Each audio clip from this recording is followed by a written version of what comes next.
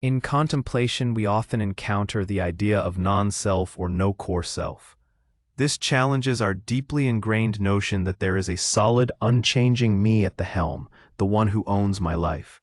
But the insight is that what we perceive as us is actually a dynamic process composed of elements that are constantly shifting, ultimately less than satisfying when clung to and lacking a fixed permanent core.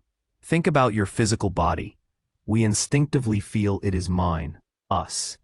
Yet this body is a work in progress, morphing from a baby to a child, a teen, an adult, and eventually an elder. Cells are born, live, and die continuously like leaves on a tree. We can't halt the aging process. It is a body in flux, transient, not set in stone. It is not some permanent me. Our mind follows the same pattern. Emotions, thoughts, sensations are like passing clouds or different radio stations, changing constantly. One day you're on top of the world, the next maybe feeling blue. 1 minute you're annoyed in traffic, the next you're relaxed at home. No thought, feeling, or mood sticks around forever. They arise, linger for a bit, and then fade away like a river that never stops flowing. This isn't some fixed self either.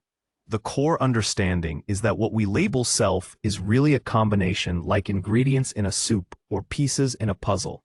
There is the physical form, your body sensations, pleasant, unpleasant, neutral feelings, perceptions, how you recognize things, memories, mental stuff, thoughts, intentions, motivations, and consciousness. The basic awareness. These are just collections working together, operating under natural laws. Everything changes. Everything, when clung to, isn't ultimately fulfilling, and nothing has a permanent, independent self. Grasping this isn't saying you don't exist in a practical sense. You're here reading this.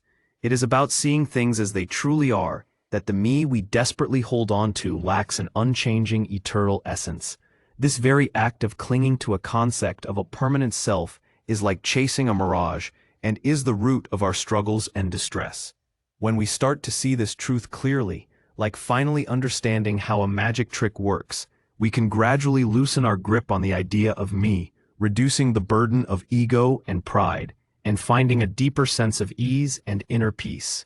So, understanding the true self here means recognizing that everything is actually non-self, not a fixed mine. This clear sight of non-self leads to letting go of ego, vanity, and attachment, paving the way to the end of suffering and genuine freedom.